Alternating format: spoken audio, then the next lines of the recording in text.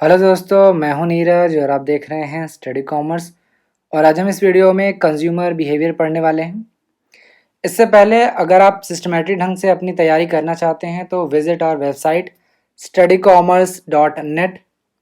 आपको यहाँ पे कोर्स वाइज वीडियोस और एमसीक्यूज मिल जाएंगे।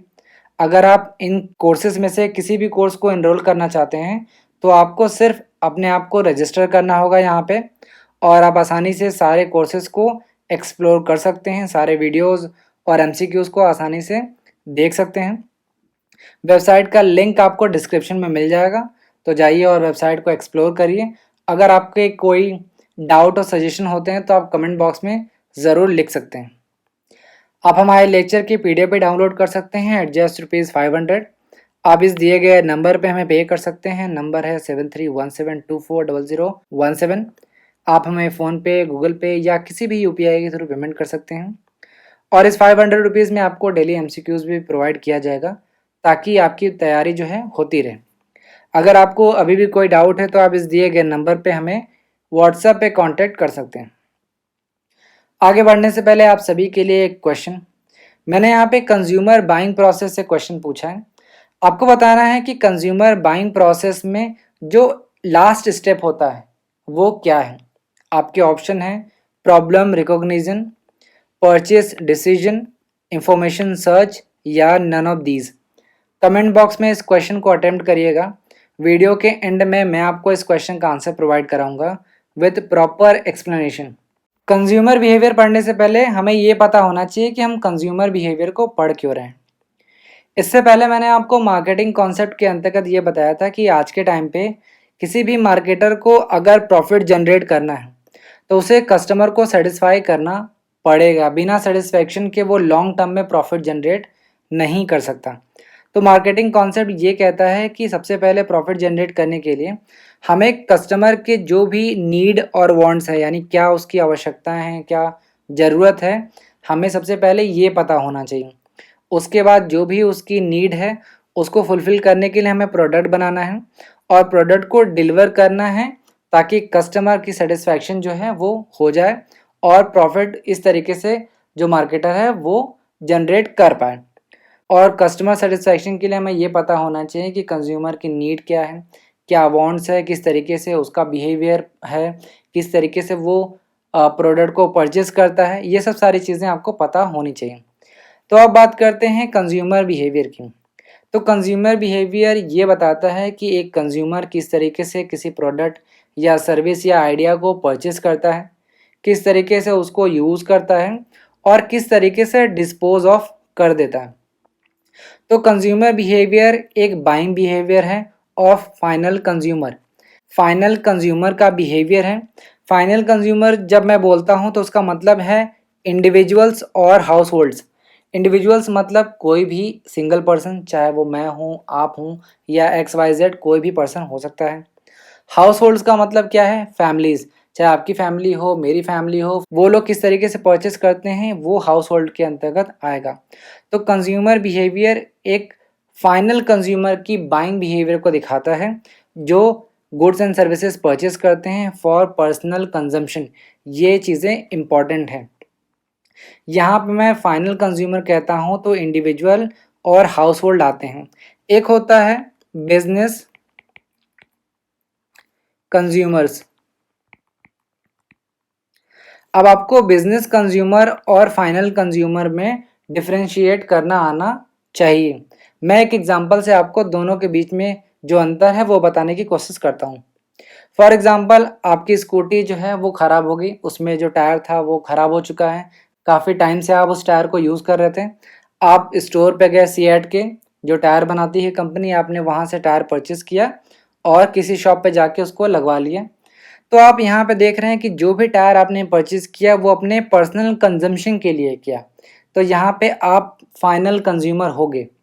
दूसरी तरफ फॉर एग्जांपल टीवीएस है, टीवीएस जो स्कूटी बनाती है, बाइक बनाती हैं, वो कंपनी बल्क में बहुत सारे टायर्स परचेज़ करती है सीएट से और वो अपनी स्कूटी बनाने में फर्दर उसको यूज़ करती है। तो उस जो टीवीएस कंपनी है उसे हम बिजनेस कंज्यूमर कहेंगे। तो आप ध्यान रखिएगा कि जब हम कंज्यूमर बिहेवियर की बात करते हैं तो हम फाइनल कंज्यूमर की बात करते हैं और फाइनल कंज्यूमर में हम आप यानी इंडिविजुअल और हाउस होल्ड आते हैं। यानी कि मैं और आप इंडिविजुअल और हाउस होल्ड किस तरीके से गुड्स और सर्विसेज को परचेज करते हैं, यही कंज्यूमर बिहेवियर है। अब कंज्यूमर बिहेवियर हमें कुछ एलिमेंट्स के बारे में बताता है, जैसे व्हाट, यानी कि एक कंज्यूमर क्या परचेस करता है, क्या वो गुड्स परचेस करता है, क्या वो सर्विस लेता है। और दूसरा है वाई। कंज्यूमर बिहेवियर हमें वाई एलिमेंट को बताता है, यानी कि एक कंज्यूमर क्यों किसी पर्टिकुलर प्रोडक्ट को ही परचेस करता है, क्या उसकी नीड, क्या उसके वांट्स हैं, किस तरीके से वो परचेस करता है, ये बताता है।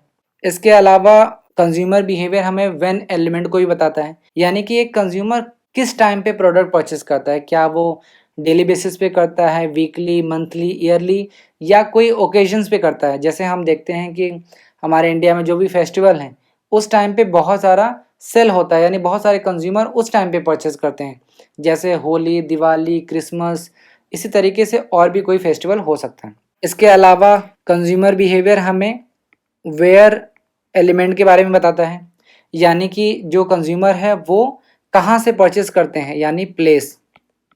क्या वो ऑनलाइन परचेस करते हैं प्रोडक्ट, या प्रोडक्ट जो है वो ऑफलाइन परचेस करते हैं, कहाँ से वो प्रोडक्ट परचेस करते हैं। और आखिरी है हाउ,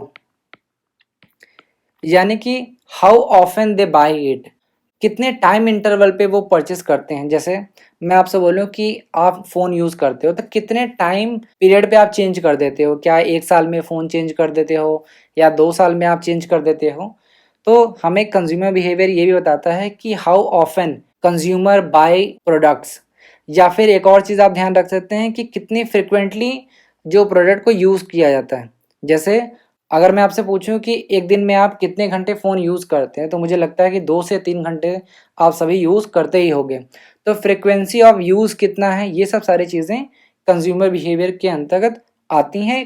कंज्यूमर बिहेवियर को एक छोटे से वीडियो में एक्सप्लेन करना पॉसिबल नहीं है, क्योंकि कंज्यूमर बिहेवियर पे बहुत सारे मॉडल दिए गए हैं, जो आप कभी आने वाले वीडियोस में देखेंगे। सिंपली आपको यहाँ पे ये पता होना चाहिए कि कंज्यूमर बिहेवियर हमें ये बताता है कि एक कंज्यूमर किस तरीके से प्रोडक्ट को परचेस करता है, किस तरीके से उस परचेस किए हुए प्रोडक्ट को यूज़ करता है, और किस तरीके से उस प्रोडक्ट को डिस्पोज ऑफ कर देता है। यही कंज्यूमर बिहेवियर है। अब बात करते हैं types of buying decision behaviour की। फर्स्ट है कॉम्प्लेक्स बाइंग बिहेवियर, सेकंड है dissonance reducing buying behaviour, third है हैबिचुअल बाइंग बिहेवियर, और लास्ट है वैरायटी सीकिंग बाइंग बिहेवियर। एक एक करके डिटेल में सबको जानने की कोशिश करते हैं। फर्स्ट बात करते हैं कॉम्प्लेक्स बाइंग बिहेवियर। जैसे नाम से ही पता चल रहा है कि यहाँ पे कंज्यूमर का जो बिहेवियर होता है वो काफ़ी कॉम्प्लेक्स होता है। जब एक कंज्यूमर कोई महंगी चीज़ खरीदता है तो उसका जो इन्वॉल्वमेंट होता है वो हाई होता है। यानी जब मैं कॉम्प्लेक्स बाइंग बिहेवियर की बात करूँ तो यहाँ पे कंज्यूमर का जो इन्वॉल्वमेंट है वो बहुत हाई होता है इन परचेज। यानी जब भी कंज्यूमर कोई भी प्रोडक्ट परचेज करना चाहता है तो वो काफ़ी रिसर्च करता है, काफ़ी अपने लेवल पे कोशिश करता है कि उसे बेस्ट प्रोडक्ट मिले। अब यहाँ पे आपको ध्यान रखने वाली बात ये है कि कॉम्प्लेक्स बाइंग बिहेवियर में जो इन्वॉल्वमेंट है कंज्यूमर का वो हाई होता है। तो आपको ये पता होना चाहिए कि हाई इन्वॉल्वमेंट क्यों होता है। जाहिर सी बात है कि प्रोडक्ट महंगा है। अगर कोई भी प्रोडक्ट महंगा है तो उसमें आपका इन्वॉल्वमेंट ज़्यादा होगा। फॉर एग्जांपल अगर मैं आपसे कहूँ कि आपको कल को कार परचेस करना है, तो क्या आप किसी भी शोरूम में जाके कोई भी कार परचेस कर लोगे? नहीं करोगे, क्योंकि कोई भी कार है 4 से 10 लाख या 50 लाख या 1 करोड़ तक भी आती होगी, तो आपके इनकम के अकॉर्डिंग वो कार महंगी होगी। तो कहने का मतलब बस इतना है कि जब प्रोडक्ट एक्सपेंसिव होता है तो कंज्यूमर की जो इन्वॉल्वमेंट है, यानी जो ज़्यादा इंटरेस्टेड होता है उसमें, काफ़ी रिसर्च करता है, अपने लेवल पे काफ़ी इंफॉर्मेशन इकट्ठा करने की कोशिश करता है, क्योंकि प्रोडक्ट महंगा है। दूसरी तरफ अगर प्रोडक्ट रिस्की है या फिर आप प्रोडक्ट ऐसा परचेस कर रहे हो जो इनफ्रीक्वेंट है, यहाँ पे देखिए फ्रीक्वेंटली नहीं है, इनफ्रीक्वेंट है। इनफ्रीक्वेंटली का मतलब है कि जो प्रोडक्ट है वो रेयर है। रेयर इन अ सेंस कि परचेज में रेयर है, यानी आप उसको रोज रोज परचेज नहीं करते हो, कभी कभी करते हो। जैसे कार आप रोज तो परचेज करोगे नहीं, हो सकता है कि 5 साल 10 साल में या लाइफ टाइम में हो सकता है कि 1 या 2 बार आप परचेज करो। और दूसरी बात है कि हाईली सेल्फ एक्सप्रेसिव हो, यानी जो चीज़ें आपको बहुत ज़्यादा आपको आपकी पर्सनालिटी को दिखाए, आपके एक्सप्रेशन को दिखाए। अगर कोई भी प्रोडक्ट एक्सपेंसिव है, रिस्की है या फिर वो इनफ्रीक्वेंट है या फिर हाईली सेल्फ एक्सप्रेसिव है, अगर ये सारे प्रोडक्ट होंगे तो कंज्यूमर का जो इन्वॉल्वमेंट है वो हाई होगा। कॉम्प्लेक्स बाइंग बिहेवियर में ऐसा देखा जाता है कि जो बायर हैं वो सिग्निफिकेंट डिफरेंस देखता है अमंग ब्रांड्स, यानी वो ब्रांड में जो अलग अलग कंपनियां हैं, ब्रांड्स हैं उसके सामने, उसमें वो कंपैरिजन करता है बहुत ज़्यादा। तो कॉम्प्लेक्स बाइंग बिहेवियर में आपको दो चीज़ें याद रखनी होंगी कि कंज्यूमर का इन्वॉल्वमेंट बहुत ज़्यादा होता है और वो सिग्निफिकेंट डिफरेंस देखता है अमंग ब्रांड्स। एक एग्जांपल देखते हैं। जैसे मैंने आपको बताया कि जब आप नई कार खरीदना चाहते हो तो जाहिर सी बात है आपको पता नहीं होगा कि उस टाइम पे कौन सा मॉडल लें, उसमें कौन कौन सी एक्सेसरीज होनी चाहिए, उसकी क्या प्राइस होनी चाहिए, ये आपको पता नहीं होगा। तो आप रिसर्च करोगे, अपने लेवल पे जानने की कोशिश करोगे कि कौन सी कार अवेलेबल है, दो ब्रांड्स के बीच में आप कंपैरिजन भी करोगे। इसी तरीके से अगर आप नया लैपटॉप परचेज करना चाहते हो जो एक्सपेंसिव है तो आपका इन्वॉल्वमेंट भी उसमें ज़्यादा होगा। तो ये था कॉम्प्लेक्स बाइंग बिहेवियर। अब सेकेंड बात करते हैं डिसोनेंस रिड्यूसिंग बाइंग बिहेवियर की।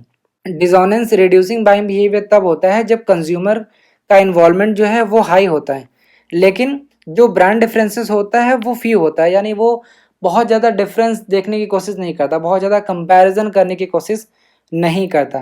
तो आप ध्यान रखिएगा कि डिसोनेंस रिड्यूसिंग बाइंग बिहेवियर में कंज्यूमर का इन्वॉल्वमेंट हाई होता है। हाई इन्वॉल्वमेंट क्यों होता है? क्योंकि जो प्रोडक्ट है वो एक्सपेंसिव हो सकता है, इनफ्रिक्वेंट हो सकता है या फिर रिस्की परचेस हो सकता है, इसलिए जो इन्वॉल्वमेंट है वो हाई होता है और जो ब्रांड डिफरेंसेस हैं वो बहुत कम होता है या ना के बराबर होता है।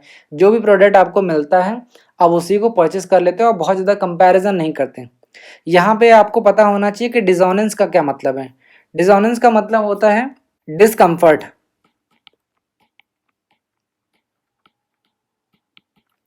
डिसोनेंस का मतलब होता है डिसकम्फर्ट, यानी कि जब कस्टमर अपने डिसकम्फर्ट को कम करने की कोशिश करता है। यहाँ नाम से ही आपको पता चल जाना चाहिए, डिसोनेंस मतलब डिसकम्फर्ट, रिड्यूसिंग मतलब कम करना। तो जब एक कंज्यूमर अपने डिसकम्फर्ट को कम करने की कोशिश करता है तो उसे हम डिसोनेंस रिड्यूसिंग बाइंग बिहेवियर कहते हैं।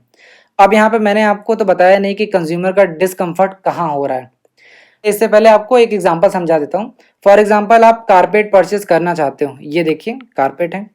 तो आप जानते हैं कि कारपेट एक्सपेंसिव है। मेरे जो भी स्टूडेंट जम्मू कश्मीर से होंगे, हिमाचल से होंगे, उन्हें पता होगा कि कारपेट काफ़ी अच्छे, जो कारपेट है वो काफ़ी एक्सपेंसिव आते हैं। तो कारपेट जब भी आप परचेस करने जाएंगे तो वो एक्सपेंसिव होंगे और सेल्फ एक्सप्रेसिव होंगे। तो जाहिर सी बात है कंज्यूमर का जो इन्वॉल्वमेंट है वो काफ़ी हाई होगा।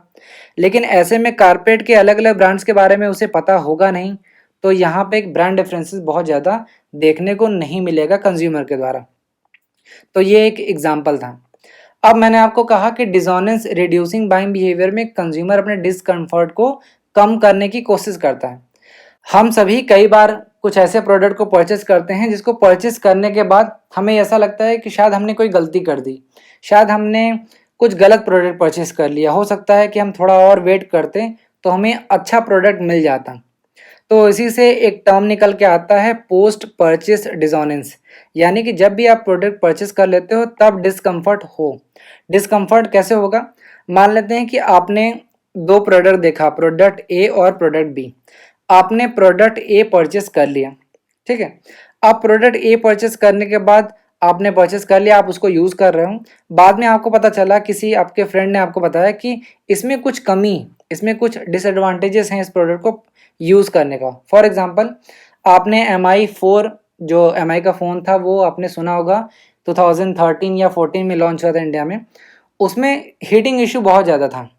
तो उस टाइम पे जो कंज्यूमर ने उस प्रोडक्ट को परचेस किया होगा उसे बाद में ये लगा होगा कि अरे यार इसमें हीटिंग प्रॉब्लम आ रही है, मैंने कहीं ना कहीं गलती कर दिया इस प्रोडक्ट को परचेस करने के लिए। तो पोस्ट परचेज डिसोनेंस का मतलब यही है कि जब भी कंज्यूमर प्रोडक्ट को परचेस कर लेता है उसके बाद उसे लगता है कि इसमें कुछ डिसएडवांटेज हैं, या फिर कोई फ्रेंड या कोई और लोग आपको ये बता देते हैं कि दूसरा प्रोडक्ट जो है वो बहुत अच्छा है जो आपने परचेस नहीं किया।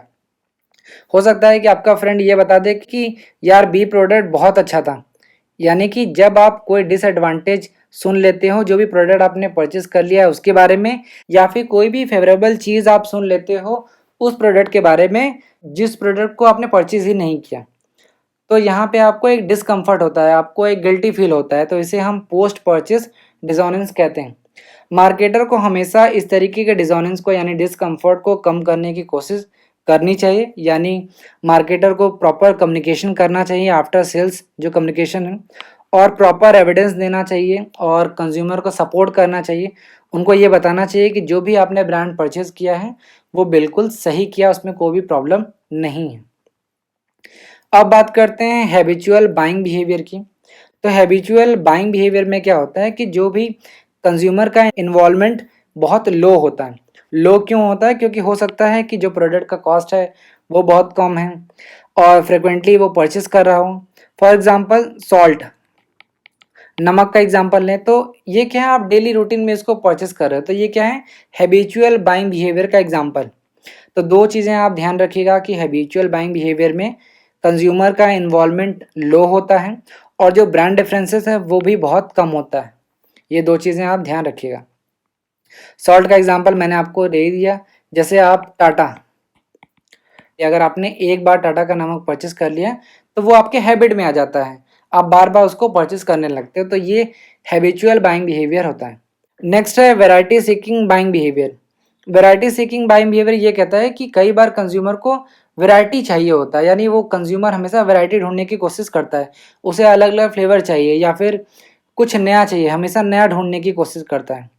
तो वैरायटी सीकिंग बाइंग बिहेवियर में आप दो चीज़ ध्यान रखिएगा कि कंज्यूमर का इन्वॉल्वमेंट जो है वो लो होता है, लेकिन जो ब्रांड डिफरेंसेस है वो सिग्निफिकेंट होता है, यानी कि भले ही लो इन्वॉल्वमेंट हो लेकिन कंज्यूमर ब्रांड डिफरेंसेस को प्रेफरेंस देता है, यानी वो ब्रांड डिफरेंसेस देखता है। यहाँ पे एक और चीज़ ध्यान रखिएगा कि यहाँ पे कंज्यूमर ब्रांड स्विचिंग करता रहता है, यानी अलग अलग ब्रांड पे स्विच करता रहता है। एक एग्जांपल देख लेते हैं, कुकीज़ या बिस्किट। आप अलग अलग कुकीज़ को ट्राई करते हो, अलग अलग बिस्किट को ट्राई करते हो, तो ये आपका वैरायटी सीकिंग बाइंग बिहेवियर के अंतर्गत आता है। अब एक डायग्राम की मदद से हम टाइप्स ऑफ बाइंग बिहेवियर को पढ़ने की कोशिश करते हैं। अगर आपने ये स्लाइड कंप्लीट कर ली है तो आपको पिछले जो भी स्लाइड्स हैं उनको कंप्लीट करने की ज़रूरत नहीं है, सिर्फ एक स्लाइड से आप चारों जो बाइंग बिहेवियर हैं उसको आसानी से समझ सकते हैं। तो मैंने आपको बताया था कि फर्स्ट है कॉम्प्लेक्स बाइंग बिहेवियर। मैंने आपको कॉम्प्लेक्स बाइंग बिहेवियर में ये बताया था कि कॉम्प्लेक्स बाइंग बिहेवियर में जो कंज्यूमर का इन्वॉल्वमेंट होता है वो हाई होता है। हाई क्यों होता है? क्योंकि प्रोडक्ट जो है वो एक्सपेंसिव होता है, इनफ्रीक्वेंट होता है और रिस्की होता है, और जो ब्रांड डिफरेंसेस हैं वो सिग्निफिकेंट होता है, यानी कि कंज्यूमर ब्रांड के बीच में डिफरेंस देखता है। एग्जाम्पल मैंने आपको बताया था कि कार, जब भी आप कार परचेस करना चाहते हो तो वहाँ पे आपका इन्वॉल्वमेंट जो है वो ज़्यादा होता है, क्योंकि प्रोडक्ट जो है वो काफ़ी महंगा है और आप अलग अलग ब्रांड्स के बीच में डिफरेंस भी देखते हो, आप बेस्ट चूज़ करने की कोशिश करते हो। सेकंड है डिसोनेंस रिड्यूसिंग बाइंग बिहेवियर। इसमें मैंने आपको बताया था कि कंज्यूमर का जो इन्वॉल्वमेंट है वो हाई होता है, लेकिन यहाँ पे ब्रांड डिफरेंसेस जो है वो बहुत ही कम होता है, जो भी अवेलेबल होता है वो आप उसमें से ले लेते हो। मैंने आपको एग्जांपल बताया था कारपेट का कि कारपेट जो है वो एक्सपेंसिव होता है, इसलिए कंज्यूमर का जो इन्वॉल्वमेंट है वो हाई होता है, लेकिन वो बहुत सारे ब्रांड्स को कंपेयर नहीं करता या बहुत ही कम करता है। तो ये था dissonance reducing buying behaviour. Third है हैबिचुअल बाइंग बिहेवियर। मैंने आपको बताया था कि हैबिचुअल बाइंग बिहेवियर में कंज्यूमर का जो इन्वॉल्वमेंट है वो लो होता है। लो क्यों होता है? क्योंकि यहाँ पे लो कॉस्ट प्रोडक्ट होता है, फ्रिक्वेंट परचेस करते हैं आप और रिस्क इसमें बहुत ही कम होता है। इसमें मैंने आपको एग्जांपल बताया था सॉल्ट का कि जब सॉल्ट परचेस करते हो तो आप क्या करते हो, ब्रांड डिफरेंसेस बहुत ही कम देखते हो, यानी ब्रांड डिफरेंसेस बहुत कम होता है। और आखिरी है variety seeking buying behaviour. Variety seeking buying behaviour में कंज्यूमर का जो इन्वॉल्वमेंट होता है वो बहुत कम होता है, लेकिन आप सिग्निफिकेंट ब्रांड डिफरेंसेस देखते हो, यानी कि आपको नई नई चीज़ें चाहिए लेकिन आप ब्रांड को भी प्रेफर करते हो। तो मैंने आपको एग्जांपल बताया था कुकीज़ का या बिस्किट का, यहाँ पे आपको हमेशा नई नई चीज़ें चाहिए होती हैं। तो ये चार तरीके की बाइंग बिहेवियर हैं। अब बात करते हैं द बायर डिसीजन प्रोसेस।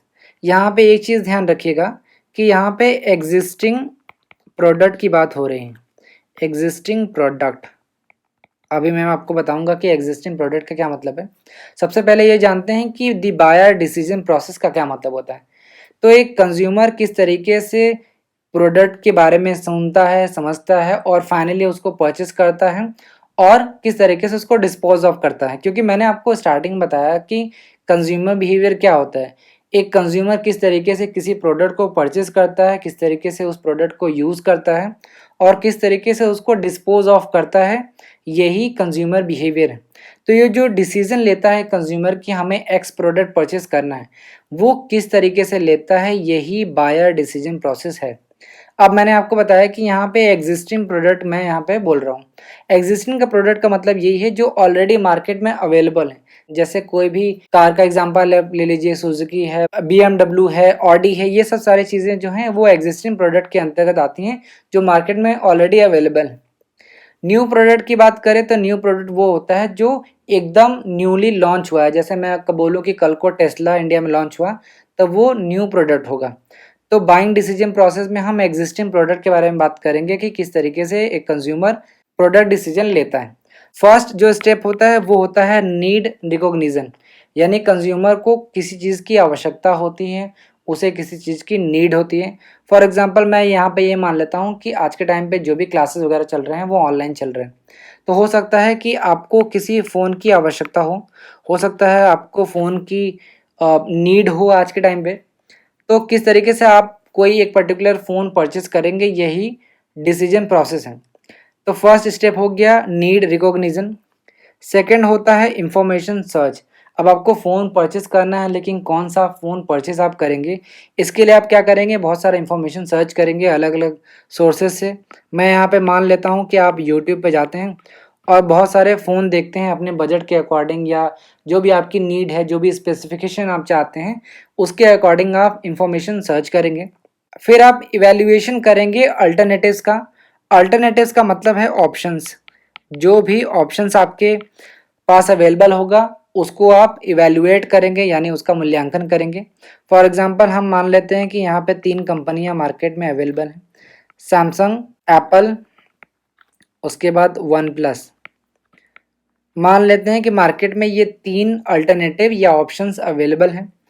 अब तीनों का इवैल्यूएशन करेंगे, मूल्यांकन करेंगे। उसके बाद जो भी आपको सूट करेगा आपके बजट के अकॉर्डिंग या स्पेसिफिकेशन के अकॉर्डिंग, उसमें से आप कोई एक अल्टरनेटिव को सेलेक्ट कर लेंगे। मान लेते हैं यहाँ पे फोर्थ जो स्टेप होता है वो परचेज डिसीजन का होता है। फॉर एग्जांपल मैं यहाँ पे मान लेता हूँ कि आपने सैमसंग का कोई फ़ोन परचेज कर लिया है, तो फोर्थ स्टेप हो जाएगा परचेज डिसीजन। आखिरी स्टेप की बात करते हैं। आखिरी स्टेप है पोस्ट परचेज बिहेवियर। अब आपने प्रोडक्ट जो है वो परचेस कर लिया है, अब आप इसको यूज़ कर रहे हैं। अब आप अपना रिव्यू बताएंगे कि आपको प्रोडक्ट को परचेस करने के बाद कैसा लगा। हो सकता है कि आप सेटिस्फाइड हों, हो सकता है आप डिससेटिस्फाइड हों, या हो सकता है आप डिलाइट हों। तो हो सकता है कि आप सेटिस्फाई हों, बिल्कुल तरीके जो भी प्रोडक्ट आपने परचेस किया उससे आप सेटिस्फाई हों। सेटिस्फाई कब होता है कंज्यूमर, जब कंज्यूमर जो एक्सपेक्टेशन उसकी होती है और एक्चुअल में जो प्रोडक्ट होता है वो दोनों सेम होता है, यानी जितना आपने उम्मीद किया प्रोडक्ट से उतना ही आपको वैल्यू प्रोवाइड किया गया, तो आप सेटिस्फाई हो जाएंगे। दूसरा होता है डिससेटिस्फाई। डिससेटिस्फाइड, जितना आपने उम्मीद किया उससे खराब प्रोडक्ट निकल गया तो आप क्या होगे, डिससेटिस्फाइड हो जाओगे। और तीसरा होता है डिलाइट,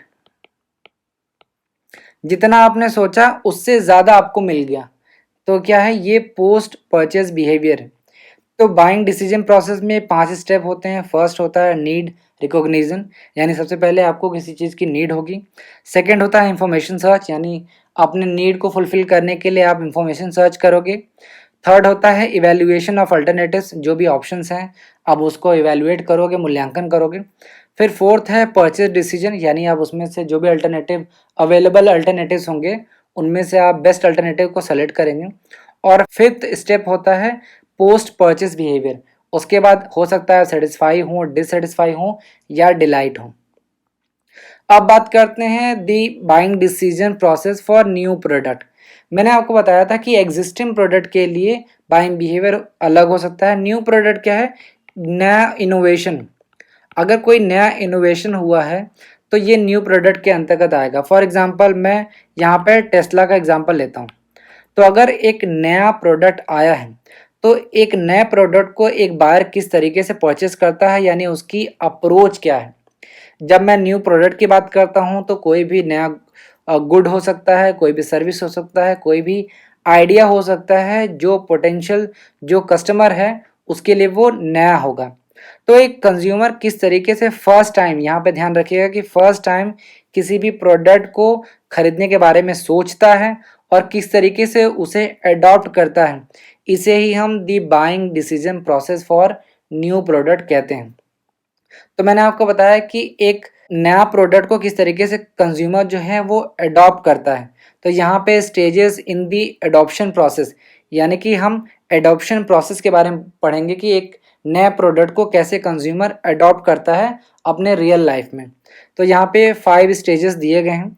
फर्स्ट है अवेयरनेस, सेकंड है इंटरेस्ट, थर्ड है इवैल्यूएशन, फोर्थ है ट्रायल और फिफ्थ है एडॉप्शन। फर्स्ट है अवेयरनेस। अवेयरनेस का मतलब है कि आपको न्यू प्रोडक्ट के बारे में पता चलेगा।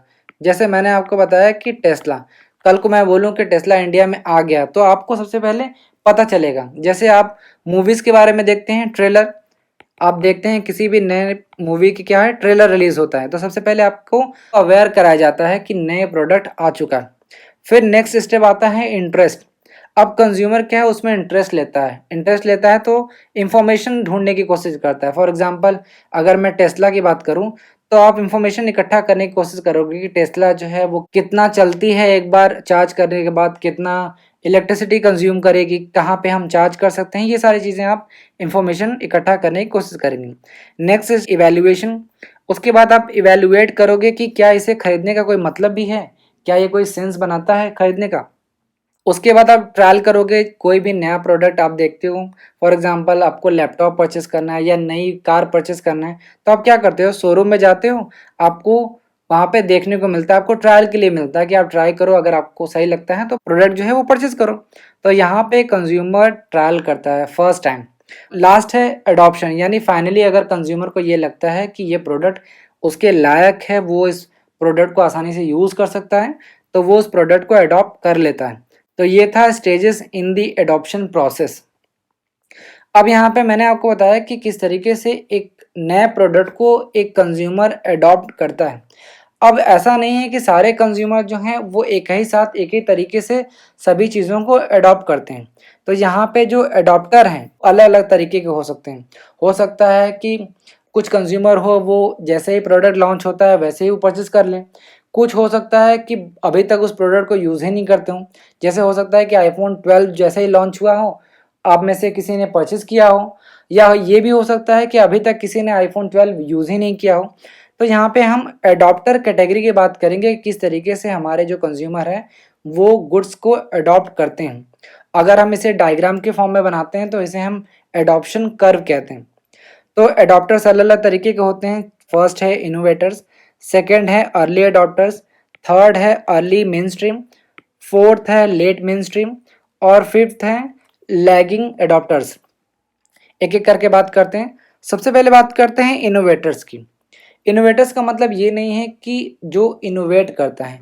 इनोवेटर्स वो कंज्यूमर होते हैं जो सबसे पहली बार किसी नए प्रोडक्ट को अडॉप्ट करते हैं at some risk.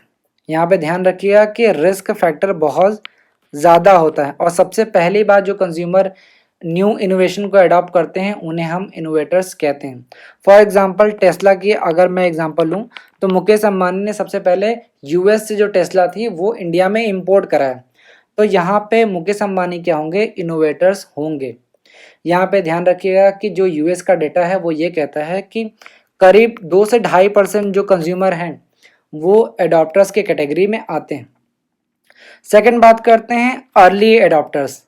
Early adopters वो होते हैं जो प्रोडक्ट को बहुत ही शुरुआत में यानी अर्ली अडॉप्ट कर लेते हैं, बट यहाँ पे बिग बट है, बट केयरफुली। यहाँ पे ध्यान रखिएगा कि अर्ली अडॉप्टर्स वो कंज्यूमर होते हैं जो प्रोडक्ट को अर्ली अडॉप्ट करते हैं बट केयरफुली। अगर यूएस डेटा की बात करें तो करीब 13 से 14% जो कंज्यूमर हैं वो अर्ली अडॉप्टर्स के कैटेगरी में आते हैं। थर्ड है अर्ली मेन स्ट्रीम या फिर इसको हम अर्ली मेजॉरिटी भी कहते हैं।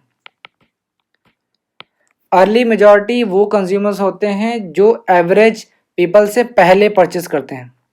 जो एवरेज कंज्यूमर होते हैं उनसे पहले ये प्रोडक्ट को परचेस करते हैं और इनका जो परसेंटेज है वो करीब 34% है, यानी करीब 34% जो कंज्यूमर हैं वो अर्ली मेजॉरिटी के कैटेगरी में आते हैं। फोर्थ है लेट मेन स्ट्रीम या इसे हम लेट मेजॉरिटी कहते हैं। लेट मेजॉरिटी वो कंज्यूमर्स होते हैं जो कि प्रोडक्ट को लेट में अडॉप्ट करते हैं, यानी adopt after a majority of people have tried it. Late majority वो कंज्यूमर्स होते हैं जो तब प्रोडक्ट को अडॉप्ट करते हैं जब अधिक से अधिक लोग प्रोडक्ट को अडॉप्ट कर चुके होते हैं, यूज़ कर रहे होते हैं, और इनका जो प्रतिशत है वो है 34%, यानी करीब 34% यूएस के जो कंज्यूमर हैं वो लेट मेजॉरिटी कहे जाते हैं। फिफ्थ है लैगिंग एडॉप्टर्स या इसे हम लगार्ड्स कहते हैं।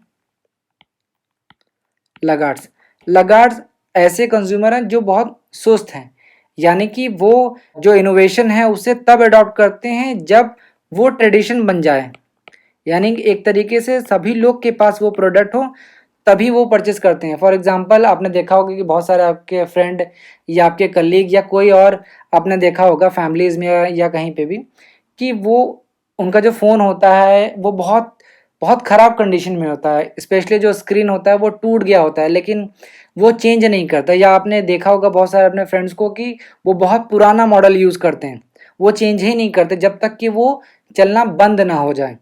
तो ऐसे कंज्यूमर को हम लगार्ड्स कहते हैं।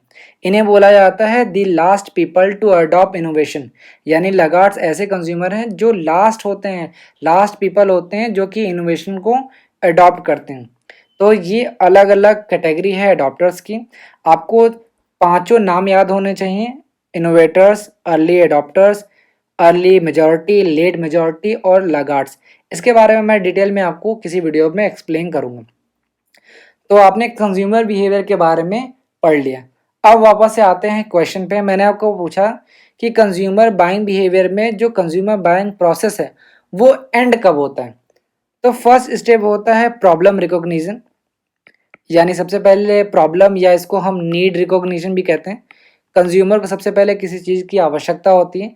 जैसे मैंने आपको बताया था कि कंज्यूमर को अगर फ़ोन की आवश्यकता है तो ये क्या होगा, फर्स्ट स्टेप होगा।